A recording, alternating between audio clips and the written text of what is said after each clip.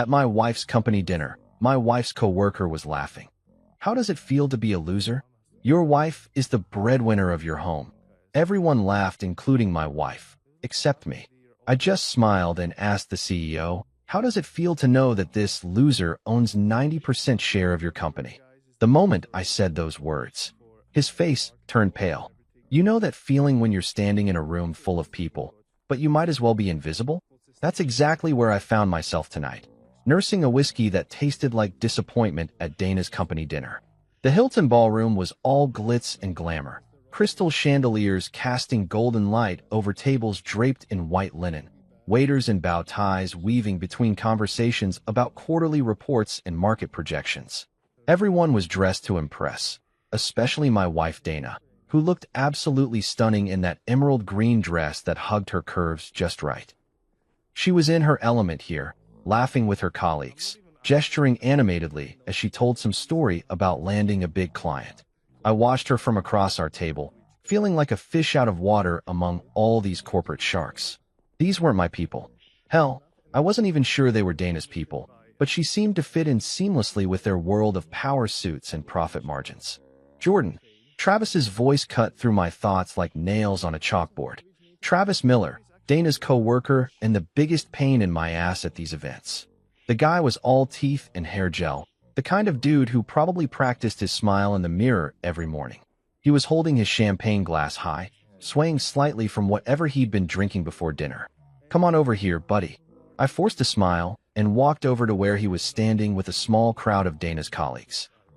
Arthur Granger, the CEO, was there looking distinguished in his expensive suit, along with a few other executives whose names I'd forgotten about 5 minutes after being introduced.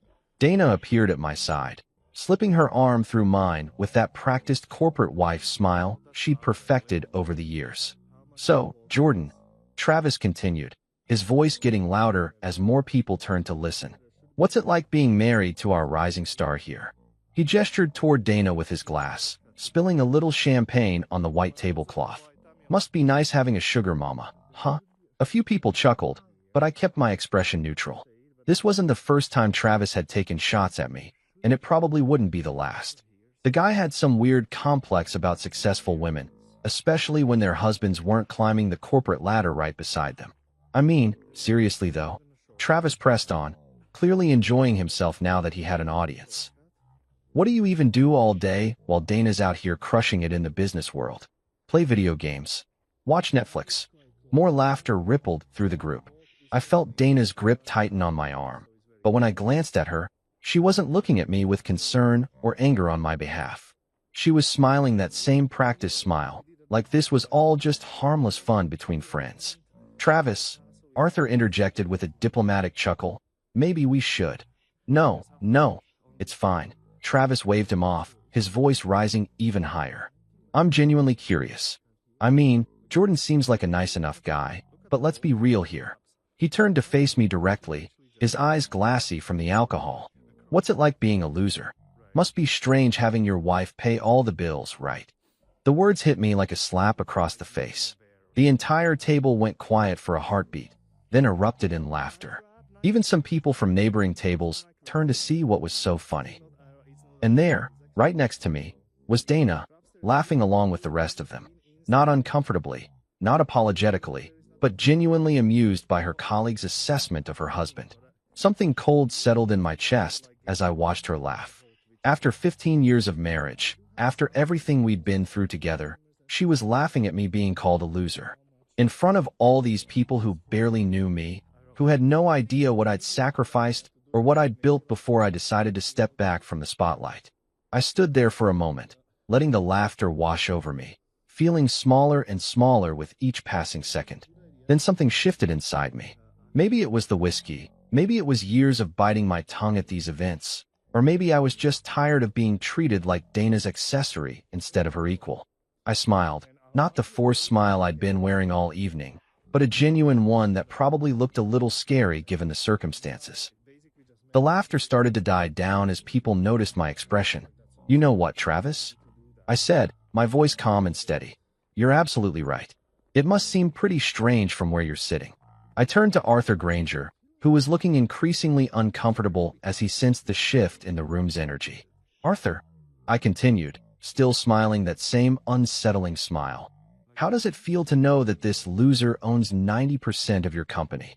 The silence that followed was so complete you could have heard a pin drop in that massive ballroom. Arthur's face went white as a sheet, his champagne glass frozen halfway to his lips. Dana's arm fell away from mine as she stared at me with her mouth slightly open, confusion and disbelief written all over her face. Travis, meanwhile, looked like someone had just told him Santa Claus wasn't real. His stupid grin melted away as he tried to process what I'd just said. "What?" Dana whispered, her voice barely audible over the sudden tension. I looked around the table at all these people who had been laughing just seconds ago, enjoying my humiliation, treating me like some kind of joke. Now they were all staring at me like I'd just revealed I was an alien from another planet. Did I stutter? I asked, my voice still perfectly calm. Orion Systems. Remember that little tech startup that merged with Nextra 5 years ago? The one that basically saved this company from bankruptcy. I paused, watching realization dawn on Arthur's face. Yeah, that was mine. Still is, actually. Dana's wine glass slipped from her fingers and shattered on the floor, red wine spreading across the white tablecloth like blood. The sound seemed to break whatever spell had fallen over the room, and suddenly everyone was talking at once. Whispered conversations, urgent questions, the scraping of chairs as people leaned in to hear better. But I was done. I'd said what I needed to say. I straightened my tie, took one last look at my wife's stunned face, and walked away from the table. As I headed toward the exit, I could hear the chaos erupting behind me.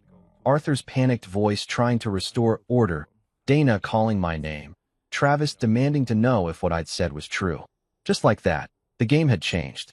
After years of playing the quiet husband, the supportive spouse who stayed in the background while his wife shined, I'd finally reminded them all of something they'd apparently forgotten. You should never underestimate the person you're laughing at. They might just own everything you think you know.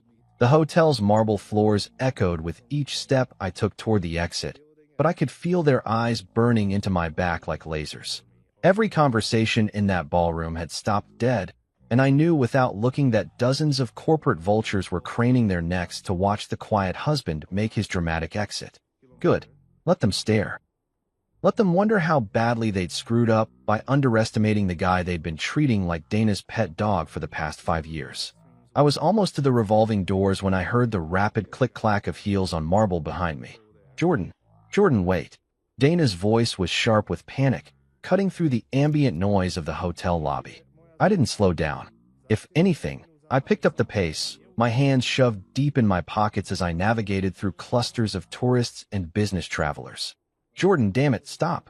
The desperation in her voice was something I hadn't heard in years, not since her dad had his heart attack, and she thought she might lose him. But I kept walking. She wanted to chase me? Fine. She could chase me all the way to the parking garage if she felt like it. I heard her stumble slightly. Those designer heels weren't made for speed. And then she was right behind me, breathing hard. What the hell do you mean you own the company? She demanded, grabbing my arm and trying to spin me around to face her. I stopped walking but didn't turn around immediately.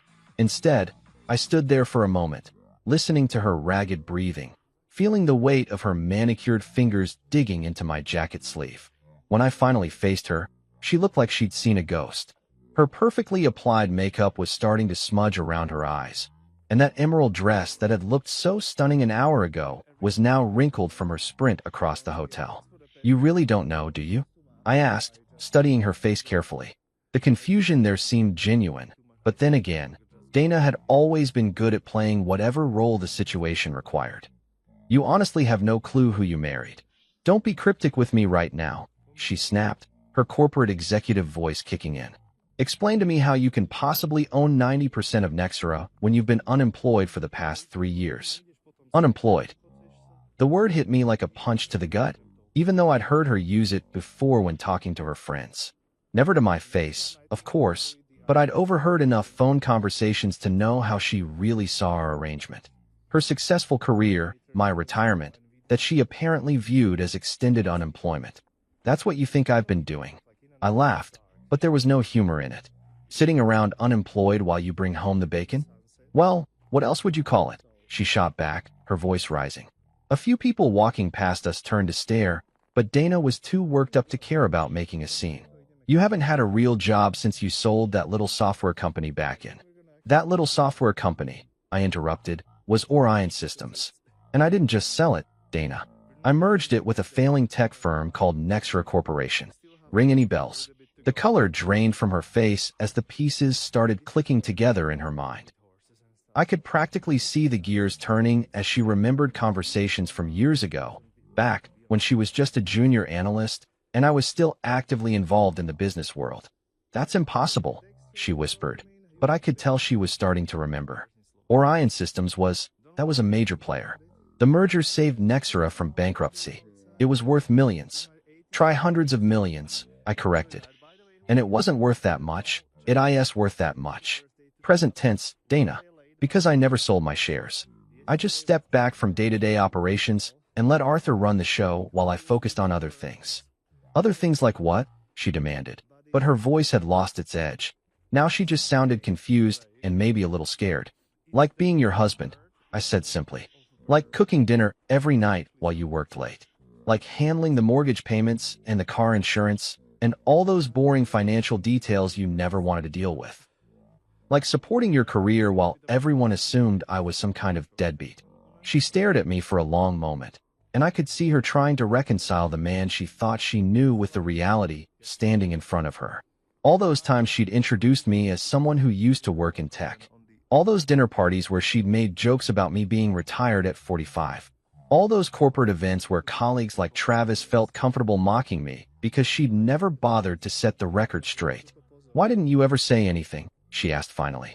Because I wanted you to love me for who I am, not what I own, I replied. I wanted to know that if I lost everything tomorrow, you'd still want to be married to me.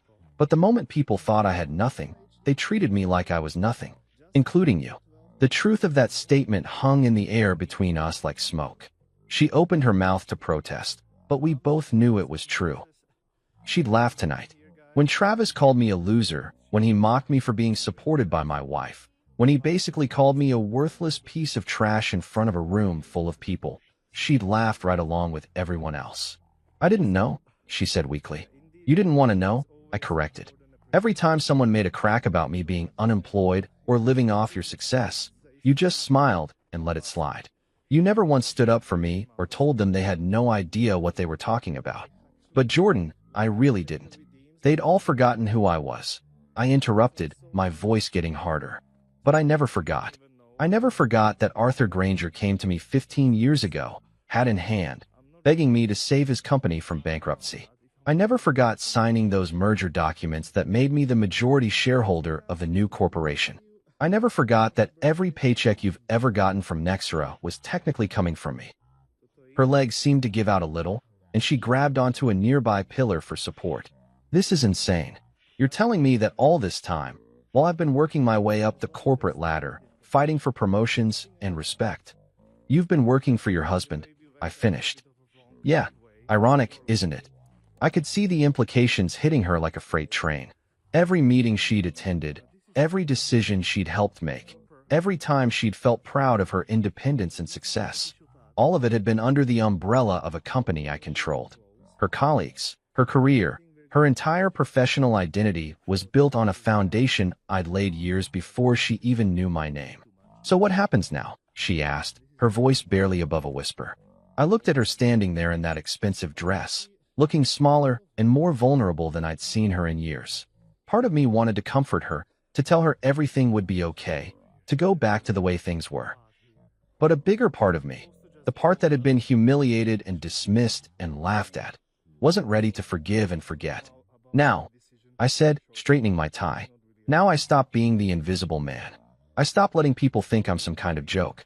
And maybe, just maybe, I remind everyone at Nexera exactly who's been signing their paychecks all these years. With that, I turned and walked away, leaving my wife standing alone in the hotel lobby, finally understanding that the man she'd married wasn't who she thought he was at all. The drive home was a blur of streetlights and racing thoughts.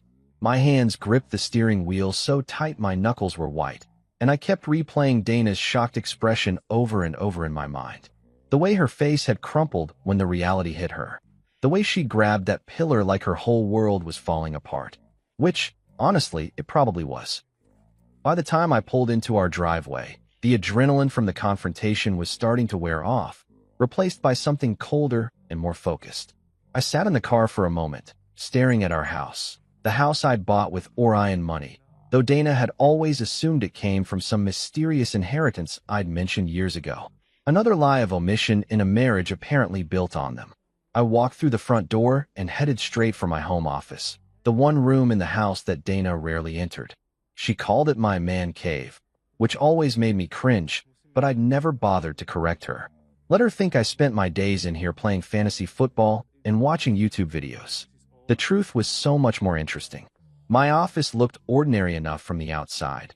Desk, computer, a few framed photos, some bookshelves lined with tech manuals and business journals. But the real treasure was hidden behind a false panel I'd had installed in the built-in bookshelf. I pressed the hidden latch, and the panel swung open to reveal a fireproof safe that contained the most important documents of my life. I pulled out the thick manila folder labeled Nexera Holdings and spread its contents across my desk like a card player revealing a royal flush. Every piece of paper told the same story, but seeing them all together again after so many years still gave me a rush. These weren't just contracts and agreements. They were proof that Jordan Rivers, the guy everyone thought was living off his wife's success, was actually the puppet master pulling all the strings. The original merger documents were yellowed around the edges now, but Arthur Granger's signature was still bold and black at the bottom of every page. I remembered that day 15 years ago when he'd sat in this very office, sweating through his expensive suit as he begged me to save his failing company. Back then, Nexera was hemorrhaging money, losing clients left and right, and about 6 months away from total collapse.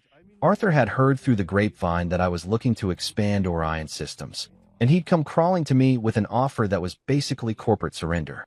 "Just name your terms," he'd said, his voice shaking slightly. "We need this merger to work, or we're finished." I'd been generous, maybe too generous. Instead of crushing Nexera completely and absorbing their assets, I'd structured the deal to keep their brand alive while giving me controlling interest. 90% ownership, to be exact, with full voting rights and veto power over any major decisions. Arthur kept his CEO title and a nice salary, and his employees kept their jobs. Everyone won, especially me. But the real genius of the arrangement was the blind trust I'd insisted on. All my shares would be held by a private investment firm, with my identity protected from public disclosure. As far as most people knew, Nexera had been saved by some mysterious corporate investor who preferred to remain anonymous. Only Arthur and a handful of lawyers knew the truth, and they were all bound by ironclad non-disclosure agreements. I picked up the trust documents and scanned through the legalese until I found the clause I was looking for. There it was, in black and white. The beneficial owner retains the right to assume direct control of all holdings upon written notice to the trustee and board of directors. In plain English, I could step out from behind the curtain any time I wanted and take control of the company. The question was, did I want to?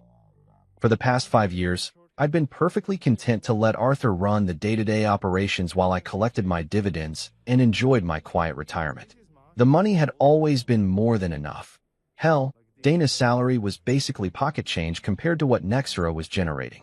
I'd never needed the spotlight or the corporate power games. I'd been there, done that, and decided I preferred a simpler life. But tonight had changed something fundamental. Tonight, I'd been publicly humiliated by people who owed their livelihoods to my generosity.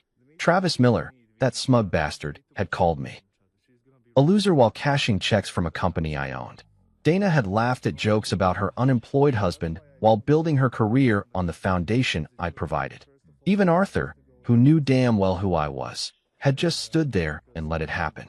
I pulled out my phone and scrolled through my contacts until I found Marcus Trent's number. Marcus had been my lawyer since the early days of Orion Systems, and he was one of the few people who knew all my secrets. It was almost midnight, but Marcus was a night owl who often worked late on complex corporate deals. He answered on the second ring. "Jordan, this is late, even for you. Everything okay? I need you to prepare some documents," I said, getting straight to the point. I want to request a full financial audit of Nextra's executive compensation packages, corporate credit card usage, and any potential conflicts of interest among the leadership team. There was a long pause on the other end of the line. Jordan, what's going on?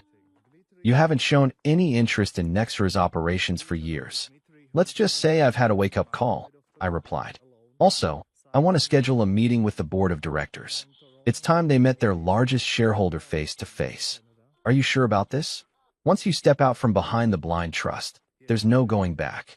Your anonymity will be gone forever. I looked around my office at all the evidence of my hidden empire.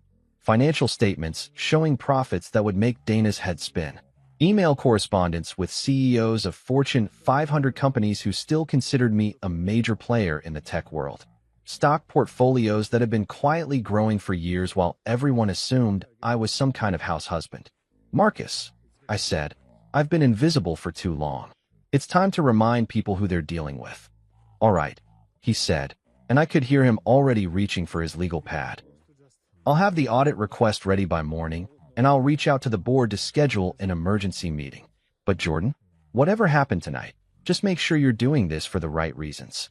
Don't worry about my reasons, I said. Just worry about making sure everything is bulletproof legally. Because if I'm going to do this, I'm going to do it right. After I hung up, I sat back in my chair and stared at the documents spread across my desk. Tomorrow, the corporate world that had forgotten about Jordan Rivers was about to get a very rude awakening. And Dana? She was about to learn that the man she'd been taking for granted was actually the most powerful person in her professional life. I carefully placed all the documents back in the safe and locked it away. But this time, I knew it wouldn't be long before I'd need them again. I woke up the next morning to the sound of Dana's heels clicking around upstairs, her usual pre-work routine in full swing. Coffee brewing, news playing on the kitchen TV, the familiar symphony of a corporate executive getting ready to conquer another day. Except today wasn't going to be like any other day, and she had no clue what was coming.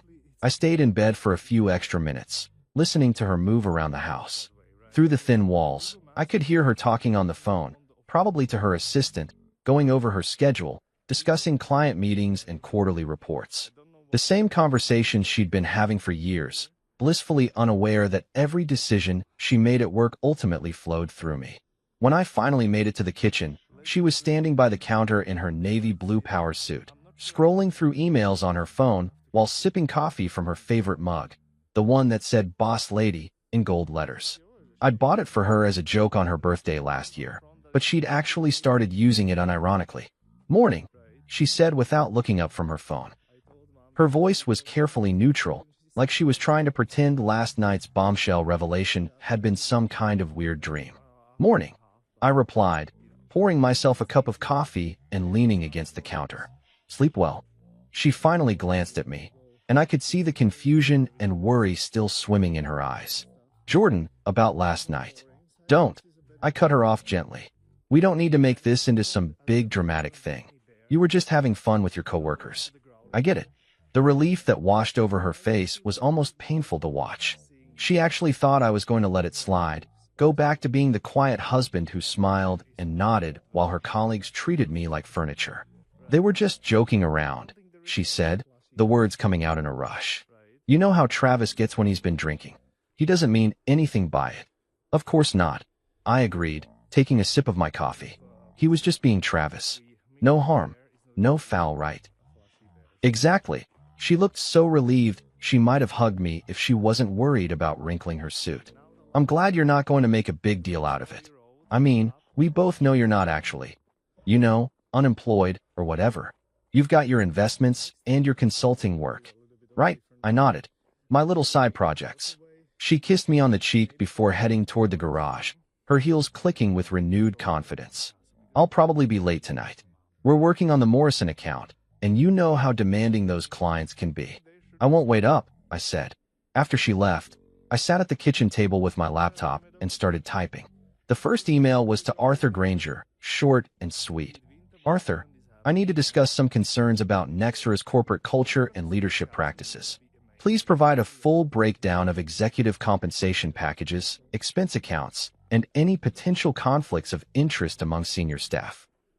I'd like this information by end of business today. Thanks, Jordan Rivers. I read it over twice before hitting send. Arthur would probably have a heart attack when he saw my name in his inbox, especially after last night's little scene. He'd spent 5 years hoping I'd stay in the shadows forever, and now I was asking for detailed financial records like some kind of activist investor. My phone was ringing before I'd even finished my second cup of coffee. Marcus Trent here, came the familiar voice of my lawyer. I've been up all night working on those documents you requested. Are you absolutely sure you want to go through with this? More sure than I've been about anything in years, I replied. What V you got for me? Well, the audit request is ironclad. As majority shareholder, you have every right to examine the company's financial practices.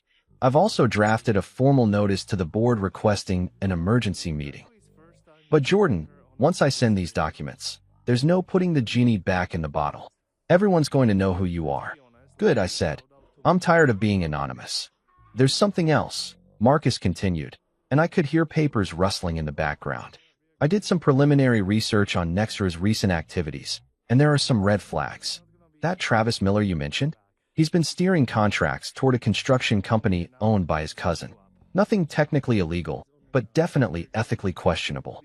Interesting, I said, though I wasn't really surprised. Guys like Travis always had some kind of angle, some way to game the system for personal benefit. There's more. Several executives have been using corporate credit cards for personal expenses, fancy dinners, golf trips, even some questionable client entertainment that looks more like family vacations. Arthur's been pretty loose with oversight. I felt a cold smile spreading across my face. Arthur had gotten comfortable, maybe too comfortable. He'd probably figured that his mysterious investor would never bother to look under the hood, never question how the company was being run as long as the profits kept flowing. Send everything, I told Marcus. The audit request, the board meeting notice, all of it. It's time to shake things up. You got it. But Jordan, just remember, you're about to go from being the man behind the curtain to center stage. That's a big change, and it's going to affect more than just your professional life. After hanging up with Marcus, I spent the rest of the morning researching Nextra's current operations. What I found wasn't pretty.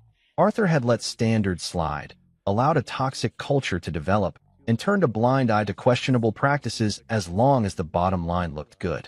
The company I'd saved 15 years ago had become exactly the kind of corporate cesspool I'd always despised. By noon, I was ready to make my move. I opened my laptop and started typing another email, this one to Margaret Wu, Nextra's VP of Engineering. Margaret was one of the few people at that company who I actually respected, brilliant, hardworking, and completely overlooked by the boys' club that ran the executive floor. Margaret, I wrote, you don't know me personally, but I've been following your work at Nextra for some time. I think you're exactly the kind of leader the company needs. We should talk soon. Best regards, Jordan Rivers. I was about to send it when my phone buzzed with a text from Dana. Everything okay at home? Arthur seems really stressed about something. Says he got some weird email this morning. I typed back. Everything's fine. Tell Arthur not to worry. I'm sure whatever it is will work itself out. But even as I sent the message, I knew that nothing was going to work itself out. In fact, things were about to get a whole lot more complicated for everyone at Nextra, starting with my wife. I hit send on the email to Margaret, then sat back in my chair and waited for the chaos to begin. For the first time in years, I wasn't the quiet investor sitting on the sidelines. I was back in the game, and I intended to win. The corporate rumor mill works faster than a Vegas poker dealer, and by 10 a.m., the first domino had already fallen. I was sitting in my home office, monitoring the situation through a network of contacts I'd maintained over the years, when my phone started buzzing with updates from Marcus. Travis Miller just got called into HR, he texted. Official reason, review of recent conduct at corporate events. Unofficial reason, your audit request lit a fire under Arthur's ass. I leaned back in my chair and smiled. Travis had probably strutted into that HR meeting thinking he was untouchable, the golden boy who could crack jokes about losers and unemployed husbands without consequences. He was about to learn that actions have a funny way of catching up with you, especially when the person you're mocking owns the company you work for. My laptop chimed with an incoming email from Arthur. The subject line read, urgent, need to discuss, and I could practically feel his panic radiating through the screen. I opened it and wasn't disappointed. Jordan, I received your request this morning, and I want to assure you that Nexera maintains the highest standards of corporate governance. Perhaps we could schedule a call to discuss your concerns in a more informal setting? I'm sure we can clear up any misunderstandings. Best regards, Arthur. Misunderstandings. That was rich. The only misunderstanding here was Arthur thinking he could keep playing fast and loose with my company while I stayed safely tucked away in retirement. I typed back a simple response. Arthur, I'm not interested in informal discussions. I want the documentation I requested by 5 p.m. today, and I want that board meeting scheduled for this week. No exceptions. While I was dealing with Arthur's damage control attempts, the real chaos was unfolding at Nexera's downtown headquarters. Marcus had a contact in the building, a paralegal who worked for the company's legal department, and she was feeding us intel like some kind of corporate spy thriller. Security just escorted Travis out of the building. Came the next update. Word is they found evidence of the cousin's construction contracts in his emails. He's been suspended pending a full investigation. I had to hand it to Arthur. When he moved fast. Travis had gone from company golden boy to corporate pariah in the span of a single morning. But then again, Arthur was probably scared shitless about what other skeletons might come tumbling out of the closet once I started digging deeper. My phone rang, and Dana's name flashed on the screen. I let it go to voicemail, then listened to her message. Jordan, what the hell is happening over here? Travis got fired, people are freaking out about some audit, and Arthur looks like he's about to have a nervous breakdown. Call me back. Instead of calling her back, I texted, sounds like a typical Tuesday at the office. I'm sure it's nothing to worry about. But it wasn't nothing, and we both knew it. The machine I'd set in motion this morning was just getting started, and poor Dana was caught right in the middle without even realizing it. She thought she was dealing with some random corporate crisis, when in reality, she was watching her husband dismantle the toxic culture that had allowed people like Travis to flourish. Around noon, Marcus called with an update that made my day. The board meeting is scheduled for Thursday at 2 p.m. Arthur tried to push it to next week, but the other board members want answers about this sudden audit request. They're curious about who's been pulling the strings behind the scenes all these years. Perfect, I said. What about the financial records? Arthur's assistant just sent over a preliminary report. You're going to love this. Travis wasn't the only one with his hand in the cookie jar. Looks like there's been a whole pattern of questionable expenses and ethical violations among the executive team. I felt that familiar rush of satisfaction that came from being proven right. These people had gotten comfortable, maybe too comfortable, thinking that their mysterious benefactor would never bother to check up on them. They'd treated my investment like free money, my generosity like weakness. By 3 p.m., the gossip network was in full swing. Dana texted me updates throughout the afternoon, each message more frantic than the last. They just suspended 2 more executives. Someone said there's going to be a major restructuring. The whole leadership team is in panic mode. And then, around 4 p.m., came the message that told me everything I needed to know about where Dana's loyalties really lay. Jordan, please tell me you're not behind this somehow. People are losing their jobs, and I can't afford to get caught in the crossfire. My career is everything to me. Her career. Not our marriage, not our future together, but her precious career that she'd built on the foundation I'd provided. She was more worried about protecting her professional reputation than understanding why her husband might have finally decided to stand up for himself. I didn't respond to that text. Instead, I called Marcus and told him to expedite everything. I want that board meeting moved to tomorrow if possible. Strike while the iron's hot. Jordan, are you sure you don't want to ease into this? You could make your presence known gradually. Maybe start with a private meeting with Arthur. No, I cut him off. I've been easing into things for 15 years. It's time to remind everyone who's really in charge here. By 5 p.m., Arthur had delivered the financial documentation I'd requested, and it was even worse than I'd expected. Executive bonuses that bordered on obscene, corporate retreats that looked more like luxury vacations, and a pattern of nepotism and favoritism that would make a mob boss blush. These people had been treating Nexera like their personal piggy bank while I sat quietly in the background, content to let them play with my money. But the quiet Jordan Rivers was gone. The guy who smiled and nodded while his wife's colleagues mocked him was officially retired. Tomorrow, I was going to walk into that boardroom and remind everyone exactly who owned this company. And if Dana didn't like it? Well, she'd had 15 years to figure out who she was really married to. If she was more concerned about her career than her husband, maybe it was time for both of us to reevaluate our priorities. The game had changed, all right, and I was just getting started. Thursday morning arrived with the kind of crisp autumn air that made everything feel sharper, more focused.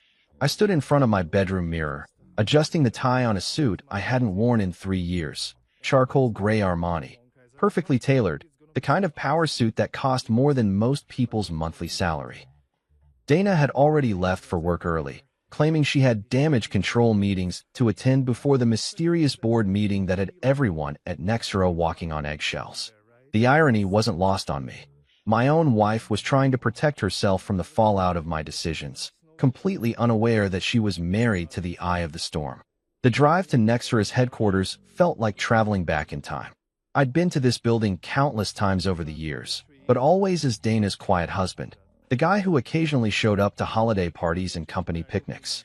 Today, I was walking through those glass doors as Jordan Rivers, majority shareholder and the man who'd been pulling the strings from behind the curtain for 15 years. Marcus met me in the parking garage, looking sharp in his usual Navy suit and carrying a briefcase that probably cost more than some people's cars. "You ready for this?" he asked, studying my face carefully. "I've been ready for 15 years, I replied. I just didn't know it until now. The elevator ride to the executive floor was silent except for the soft jazz playing through hidden speakers. I watched the numbers climb, 10, 15, 20, and felt something shift inside me with each floor. By the time we reached the boardroom level, the Jordan Rivers who'd been content to stay in the shadows was gone, replaced by someone who was ready to reclaim what had always been his. Arthur was waiting outside the boardroom, pacing like a caged animal. When he saw me step off the elevator, his face went white as fresh snow. "Jordan," he said, extending his hand with forced enthusiasm. "It's been too long. You look, well." "Arthur," I replied, shaking his hand and noticing how clammy his palm was. "I bet you never thought you'd see me in this building again." "Well, you know, you're always welcome here. This is you're obviously a valued." He was stumbling over his words like a nervous teenager, and I could see sweat beading on his forehead despite the building's air conditioning. "My company," I finished for him. "You can say it, Arthur. This is my company." Before he could respond, the boardroom doors opened, and I got my first look at the people who'd been making decisions about my investment for the past decade and a half. 5 board members, all looking confused and slightly annoyed about being called to an emergency meeting.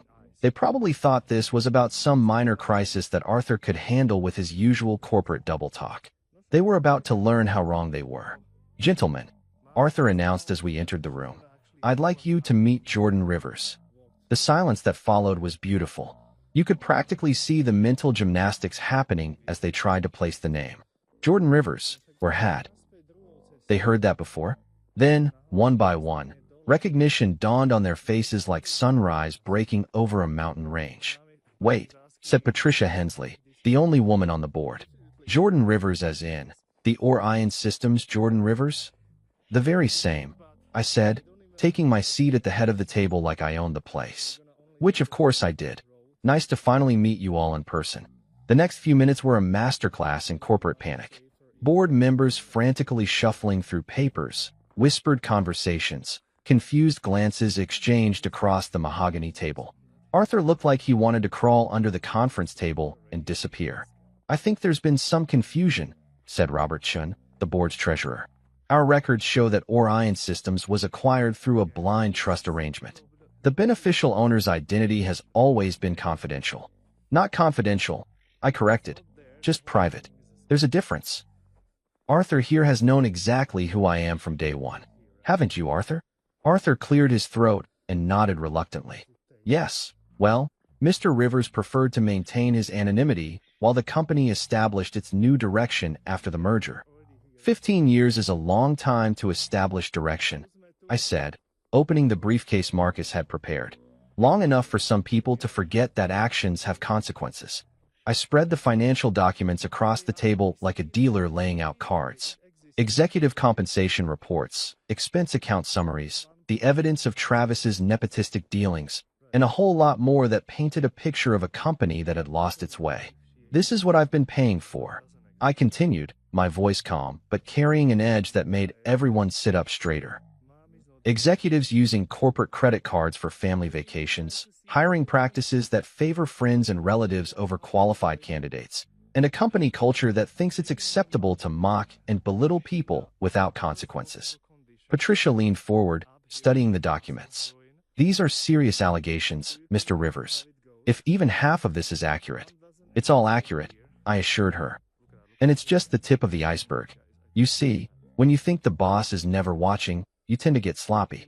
You start treating the company like your personal playground instead of a business. Arthur was sweating openly now. Jordan, if there have been some irregularities, I'm sure we can address them through proper channels.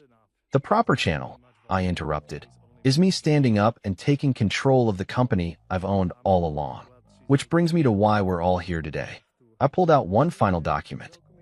A formal notice of intent that Marcus had drafted the night before. Effective immediately, I'm exercising my right as majority shareholder to assume direct operational oversight of Nexra Corporation. Arthur, I appreciate your service over the years, but your resignation will be accepted immediately. The room erupted in a chorus of shocked voices, but I held up my hand for silence. I'm not finished. Travis Miller's termination will stand, obviously, but there are going to be other changes as well, starting with a complete overhaul of our executive team and our corporate culture. I stood up and walked to the floor-to-ceiling windows that overlooked the city skyline. Somewhere down there, Dana was probably sitting in her office, completely unaware that her husband had just fired her boss and taken control of the company she'd spent years climbing the ladder at. You see, I said, turning back to face the room. I've spent 15 years watching this company from the shadows. I've seen how you treat people when you think no one important is watching. I've seen how you operate when you think the money will keep flowing no matter what you do. I walked back to my chair, but remained standing. Well, someone important was always watching. And the money keeps flowing because I allow it to flow. But that arrangement is about to change dramatically. Arthur slumped in his chair like a deflated balloon. What happens now? Now. I smiled, but there was no warmth in it. Now we rebuild this place from the ground up. With respect, integrity, and accountability. You know, all those corporate buzzwords you've been throwing around in annual reports while doing the exact opposite. I gathered up my documents and stood to leave. Oh, and Arthur? Clear out your office by the end of the day. Security will escort you out when you're finished. As I walked toward the door, I could hear the chaos erupting behind me. Frantic phone calls, heated discussions, the sound of a corporate house of cards collapsing. But for the first time in years, I felt completely at peace. The quiet Jordan Rivers was officially dead. Long live the king. The emergency board vote took place at exactly 6:47 p.m., and it was the most satisfying 17 minutes of my professional life. I sat at the head of that mahogany table watching 5 board members who'd probably never questioned a decision in their lives suddenly scramble to distance themselves from Arthur's administration. All in favor of accepting Arthur Granger's resignation, effective immediately?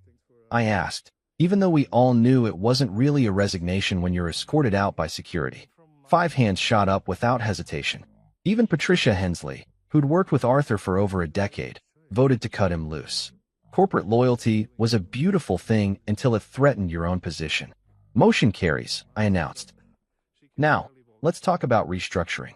The next item on my agenda was Travis Miller's permanent termination, which passed unanimously. Apparently, nobody wanted to defend the guy who'd been steering contracts to his cousin's construction company while insulting the actual owner of the firm. Funny how quickly people's perspectives changed when they realized who was really signing the checks. But the real bombshell came when I announced my choice for Arthur's replacement. I'm nominating Margaret Wu for the position of Chief Executive Officer. The silence in that room was deafening. Robertson looked like I'd just suggested we hire a circus clown to run the company. Margaret Wu from engineering? He asked. She's never held an executive position. She's never held an executive position because this company has spent 15 years promoting people based on who they play golf with instead of who actually gets results, I replied. Margaret has been running successful projects while your previous leadership team was busy padding their expense accounts. I'd done my homework on Margaret over the years. While guys like Travis were schmoozing clients at expensive steakhouses, she was in the trenches solving problems and delivering solutions. While Arthur was giving speeches about innovation, Margaret was actually innovating. She was exactly the kind of leader Nexera needed, and exactly the kind of person the old boys club had been overlooking. With all due respect, Mr. Rivers, Patricia interjected, promoting someone from engineering to CEO is a significant leap. Perhaps we should consider external candidates. With all due respect, Patricia, I cut her off. I own this company. Margaret Wu gets the job. Another vote, another unanimous result. Amazing how agreeable people became when their paychecks were on the line. By 7:30, Margaret was sitting in the boardroom, looking like someone had just told her she'd won the lottery. Which, in a way, she had. I'd called her up from engineering 20 minutes earlier with a simple message. Margaret, I need you in the boardroom. Now, she'd arrived still wearing her work clothes, khakis and a Nexera polo shirt, looking completely out of place among the suits and ties. But when I explained what was happening, when I told her she was about to become the CEO of a multi-million-dollar corporation, something incredible happened. Her eyes lit up with the kind of fire I hadn't seen in corporate leadership for years. I want you to run this place with respect, I told her as the board members filed out, already making phone calls and planning damage control strategies. Respect for employees, respect for clients, and respect for the fact that this company exists to solve problems, not line pockets. Margaret nodded, tears forming in her eyes. Mr. Rivers, I don't know what to say. I've been watching this place operate for 10 years, seeing all the waste in politics, wishing someone would actually care about doing good work instead of just looking good on paper. Well, now you're in charge of fixing it, I said. Full operational control, my complete backing, and a mandate to clean house however you see fit. As I stood to leave, I noticed Dana standing in the hallway outside the boardroom, her face pale as moonlight. She'd obviously heard about the emergency meeting, probably gotten updates throughout the evening about Arthur's firing and the complete restructuring of her company's leadership. But for the first time since this whole thing started, she wasn't looking at me with confusion or anger. She was looking at me with something that might have been respect. Or maybe it was fear. At this point, I wasn't sure there was much difference. Margaret, I said, turning back to our new CEO, your first order of business is to review every employee's performance based on merit, not politics. I want the good people promoted and the deadweight removed. This company is about to remember what it means to earn success instead of inheriting it. I walked past Dana without a word, leaving her standing there as the reality finally sank in. Her quiet husband hadn't just owned the company all along. He'd just completely transformed it in a single evening. I made it exactly 3 steps through our front door before Dana exploded like a shaken champagne bottle. She'd beaten me home by 20 minutes. Probably breaking every speed limit between downtown and our subdivision, and she was pacing around our living room like a caged tiger when I walked in. You embarrassed me, she screamed, whirling around to face me with mascara streaked down her cheeks. Do you have any idea what you've done? Everyone at work is talking about how I didn't even know who my own husband was. They think I'm either the world's worst wife or a complete idiot. I loosened my tie and hung my jacket on the back of a chair, taking my time while she worked herself into a full-blown meltdown. Which one are you more worried about? I asked calmly. Don't you dare turn this around on me. Her voice cracked with emotion. I've spent years building my reputation at that company, years proving myself, and you just destroyed it all in one night. Margaret Wu is my boss now, Margaret from engineering. Do you know how humiliating that is?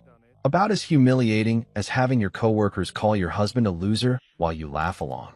I suggested, sitting down on the couch and watching her pace back and forth across our hardwood floors. She stopped mid-stride, her mouth opening and closing like a fish gasping for air. That's not. I didn't. It was just harmless office banter. Harmless, I repeated. Right. Travis calling me unemployed was harmless. Him asking what it's like to be a loser was harmless. You laughing when he said it must be strange having your wife pay the bills. That was all just harmless fun. I laughed because it was awkward, she protested, throwing her hands up in the air. What was I supposed to do? Cause a scene at a company dinner? Make everyone uncomfortable? I leaned back against the couch cushions and really looked at my wife. This woman I'd been married to for 15 years, who was standing in our living room having a complete breakdown because her professional image had taken a hit. Not because she'd hurt me. Not because she'd realized how badly she'd misjudged the man she'd promised to love and honor, but because she was embarrassed. "You were supposed to defend your husband," I said quietly. "You were supposed to tell Travis to shut his mouth and show some respect. You were supposed to act like you actually knew who you married." "But I didn't know," she wailed, and finally, the real truth came pouring out. "I didn't know you still owned everything. You never said anything. You let me think you were just, retired, living off investments and consulting fees. You cooked dinner every night and fixed things around the house, and I thought, you thought I was a kept man?" I finished. "You thought you were the breadwinner supporting her unemployed husband, and that was fine with you as long as nobody said it out loud." She collapsed onto the opposite end of the couch, her designer suit wrinkled and her perfect hair falling out of its pins. "That's not fair. I never thought of you that way. Dana, you introduced me as someone who used to work in tech at every single company event for the past 3 years. You bought me a coffee mug that says, 'World's okayest husband' for my birthday. You told your mother I was having a midlife crisis when I bought that motorcycle. Those were just jokes." "No," I said, standing up and walking to the window that overlooked our backyard. "Those were signs of how you really saw me." And the moment Travis said out loud what you'd been thinking for years, you laughed because it was true. At least, you thought it was true. I could hear her crying behind me, soft hiccuping sobs that might have broken my heart a week ago. But right now, all I felt was tired. Tired of being misunderstood, tired of being underestimated, tired of being married to someone who was more concerned about her corporate reputation than her husband's dignity. "I wanted you to love me even if I had nothing," I said, still looking out at the yard where I'd spent countless Saturday afternoons mowing grass while she worked late at the office. "I wanted to know that if everything fell apart tomorrow, you'd still want to be married to me." But the moment people thought I had nothing, they treated me like I was nothing, including you. "Jordan, please." "You laughed when they insulted me, Dana. You sat there in that ballroom, wearing a dress I paid for, at a party celebrating a company I own, and you laughed when someone called your husband a loser." She was sobbing openly now, curled up on the couch like a broken doll. "I'm sorry. I'm so sorry. I didn't know. I swear I didn't know." I turned around to face her, and for the first time in our marriage, I didn't feel the urge to comfort her when she cried. "You didn't want to know. There's a difference." "What happens now?" she whispered. I looked at this woman who'd shared my bed for 15 years, who'd built her entire professional identity without realizing it was all connected to me, who'd laughed at jokes about my failures while living off my success. "Now you learn who you're really married to," I said, "and I figure out if I still want to be married to you." The following weeks at Nexera felt like watching a phoenix rise from corporate ashes.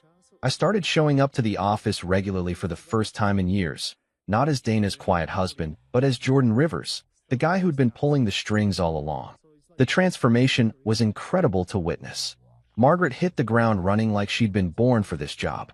Within her first week, she'd implemented an open-door policy that actually meant something, started weekly all-hands meetings where employees could voice concerns without fear of retaliation, and began reviewing every single contract and vendor relationship with a fine-tooth comb. The toxic culture that had festered under Arthur's leadership started evaporating like morning fog. "Mr. Rivers," she said during one of our daily check-ins, "I've never seen morale improve this fast. People are actually excited to come to work again." She was right. Walking through the office floors, I could see the difference. Employees were collaborating instead of competing, sharing ideas instead of hoarding information. The cafeteria that had been dead silent for years was suddenly filled with conversation and laughter. Someone had even brought in a decent sound system, and soft jazz played in the background during lunch hours. Travis's lawsuit fizzled out exactly as Marcus had predicted. When faced with the mountain of evidence we'd compiled about his nepotistic schemes and contract manipulation, his lawyers advised him to settle quietly and disappear. He took a job with some mid-tier firm in Phoenix, probably telling everyone who'd listen about how he'd been railroaded by corporate politics. Meanwhile, Dana took a leave of absence. "I need time to process everything," she told me one morning over coffee, her voice hollow and distant. "I need to figure out who I am if I'm not climbing the corporate ladder at Nexera." I didn't argue with her decision. Honestly, it was probably for the best. Having her around the office would have been awkward for everyone involved. especially since half the employees knew she was married to the owner and the other half were still trying to figure out how they'd missed such a massive piece of information. But the real game changer was the foundation I established. The Jordan Rivers Foundation for Engineering Education, designed to provide scholarships and mentorship for underprivileged kids who wanted to pursue careers in technology. For years, I'd been writing checks to various charities, quiet donations that nobody knew about. Now I was putting my name and my story behind something that mattered. The first scholarship reception was held in Nexra's main conference room, the same space where I'd fired Arthur just months earlier. 25 kids from inner-city schools, their parents, teachers, and mentors, all gathered to celebrate possibilities. These weren't rich kids with connections and safety nets. These were hungry, brilliant young people who just needed someone to believe in them. I used to hide in the shadows, writing checks and staying anonymous. Now I showed up, shook hands, listened to stories, and showed these kids that respect and hard work could actually lead somewhere meaningful. The sweetest revenge wasn't punishment. It was building something better than what came before. 3 months later, I found myself back in the same Hilton ballroom where this whole journey had started, but everything was different now. The corporate awards night that Margaret had organized felt like stepping into an alternate universe, one where respect actually meant something and success was measured by impact rather than politics. Ladies and gentlemen, Margaret announced from the podium, looking confident and radiant in her role as CEO, please welcome Jordan Rivers, the man who believed in Nexra before anyone else did, and the visionary who's helping us build something truly meaningful. The applause that filled the room was genuine, warm, and completely different from the mocking laughter that had echoed in this same space just a few months ago. I stood up and walked to the front, passing tables full of employees who actually knew who I was now, who understood that the quiet guy they'd occasionally seen at company events was the reason they all had jobs. No more whispered jokes about Dana's unemployed husband. No more smirks about the loser who didn't contribute anything meaningful. These people had seen what I could build when I stopped hiding in the shadows. Dana sat quietly in the third row, wearing a simple black dress instead of her usual power suit. We were still married, technically, but everything between us had fundamentally shifted. She'd started therapy, began volunteering at the foundation, and was slowly learning to see me as something other than an accessory to her corporate ambitions. Maybe it was too late for us. Maybe it was just in time. That remained to be seen. Thank you, I said into the microphone, looking out at faces that reflected respect instead of ridicule. 3 months ago, some of you learned something that surprised you about the man standing here tonight. But the real surprise isn't that I own this company all along. The real surprise is what we've built together since then. I gestured toward Margaret, who was beaming with pride. Under Margaret's leadership, Nexra has remembered what it means to actually solve problems instead of just talking about solving them. We've created an environment where good ideas matter more than good connections, where hard work gets recognized, and where respect isn't just a buzzword we throw around in mission statements. The foundation had funded its first class of scholarship recipients, 15 bright kids who were already showing incredible promise in their first semester of college. The mentorship program had paired Nexra employees with students from underprivileged backgrounds, creating bridges between dreams and opportunities. As I looked around that ballroom, I realized the sweetest revenge had never been about punishment at all. It was about building something better than what came before. It was about showing people that power used with purpose could transform everything it touched. The laughter had finally stopped, replaced by something infinitely more valuable, a legacy worth leaving behind.